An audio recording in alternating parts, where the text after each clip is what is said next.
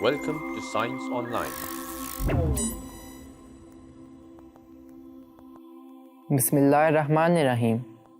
अस्सलाम वालेकुम प्यारे दोस्तों, साइंस ऑनलाइन के नए प्रोग्राम में खुश आमदीद। दोस्तों, जैसे कि हम सोलर सिस्टम के बारे में बात कर रहे हैं, तो आज हम प्लैनेट सैटर्न के बारे में जानेंगे और प्रोफेसर रूमी से जानेंगे कि इसकी क्या खुसूसियात हैं। चलें प्रोफेसर रूमी से बात करते हैं।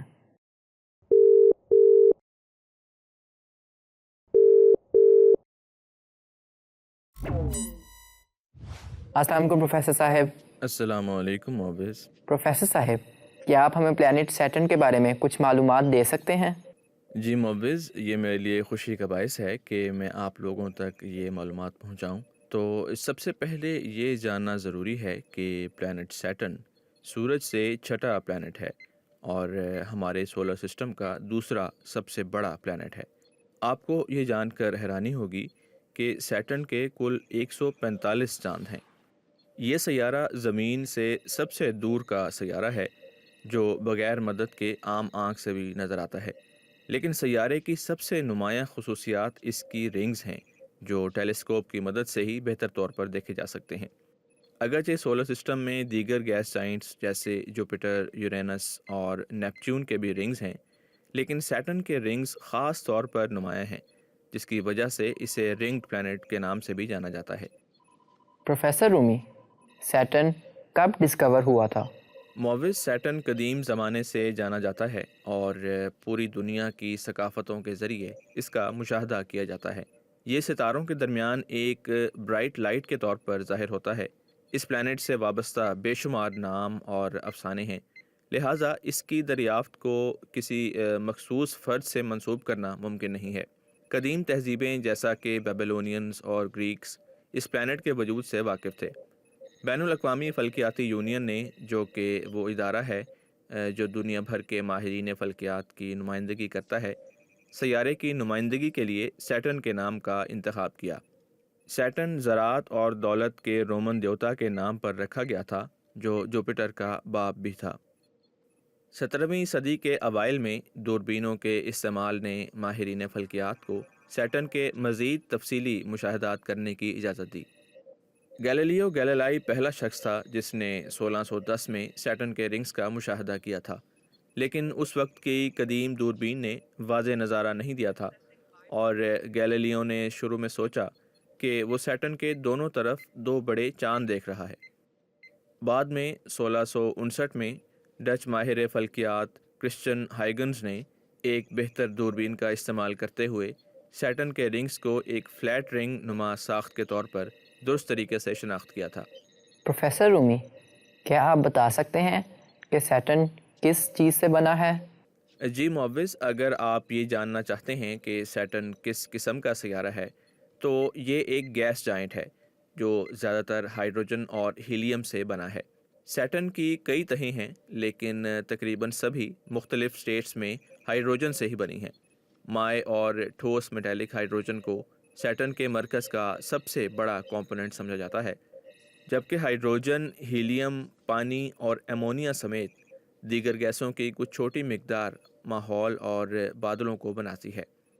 सैटर्न का हुजम 760 ज़मीनों से ज़्यादा है और यह निज़ाम शमसी का दूसरा सबसे बड़ा सैयारा है, जो ज़मीन से तकरीबन 95 गुना ज़्यादा बड़ा है।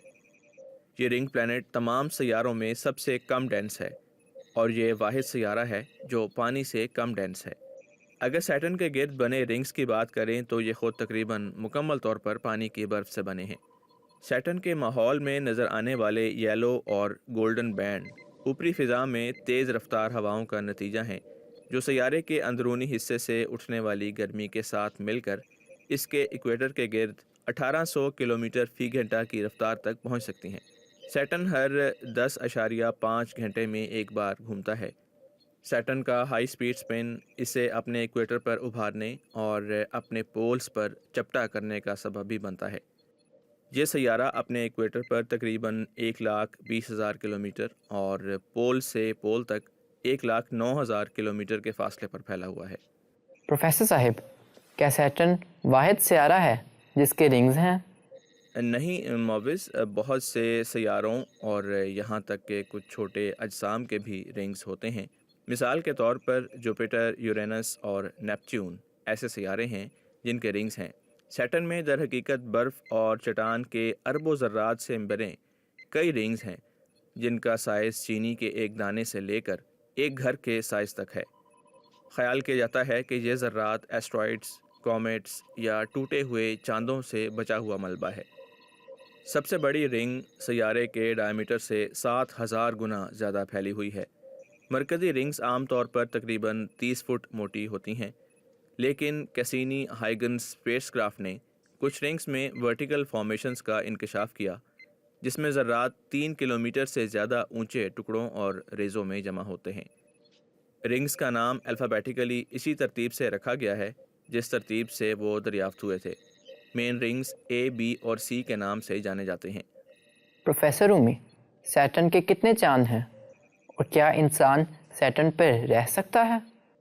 موبس گیس جائنٹ کے طور پر سیٹرن پر انسانوں کے رہنے کے لیے کوئی ٹھوس سطح نہیں ہوگی اور اس لیے انسان سیٹرن پر نہیں رہ سکتے، لیکن یہ ممکن ہے کہ وہ سیٹرن کے چاندوں میں سے کسی ایک پر رہ سکتے ہیں جس کی سطح ٹھوس ہے، لیکن پیچیدگی یہ ہے کہ ان چاندوں میں بھی سانس لینے کے قابل ماحول نہیں ہے۔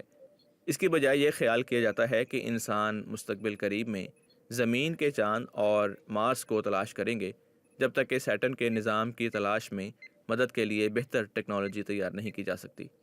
اور اگر سیٹرن کے چاندوں کے بارے میں بات کریں تو اس کے 145 چاند ہیں۔ سب سے بڑا ٹائٹن پلانٹ مرکری سے تھوڑا بڑا ہے اور ہمارے سولر سسٹم کا دوسرا بڑا چاند ہے، جبکہ سولر سسٹم کا سب سے بڑا چاند جوپیٹر کا چاند گینیمیڈ ہے۔ اسی طرح ہماری زمین کا چاند 5واں بڑا چاند ہے۔ سیٹرن کے چند چاندوں میں انتہائی اہم خصوصیات ہیں۔ پین اور ایٹلس کی شکل اڑن تشتری کی طرح ہے۔ ایاپیٹس کی ایک سائڈ برف کی طرح روشن اور ایک سائڈ کوئلے کی طرح تاریک ہے۔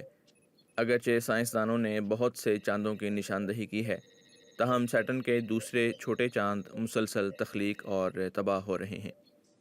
پروفیسر صاحب، سیٹرن پر کون سے مشنز اور ریسرچ ہو رہے ہیں؟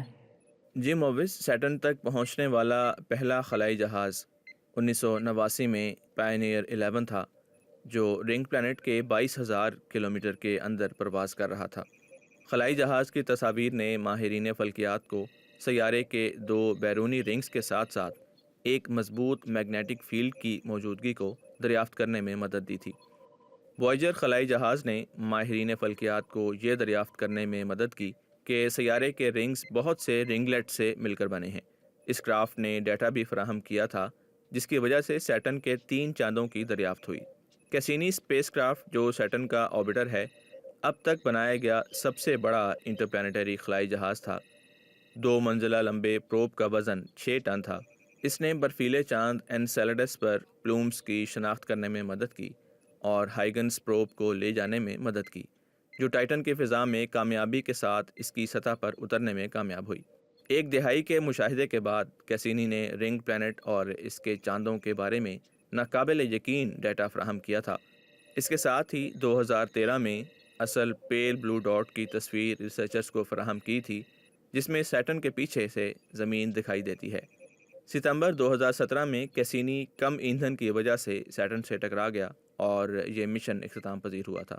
اگرچہ سیٹرن کے لیے مستقبل میں کوئی مشن طے نہیں کیا گیا ہے، تاہم سائنسدانوں نے برفیلے چاند انسیلاڈس یا ٹائٹن کی تحقیقات کے لیے مشن تجویز کیے ہیں۔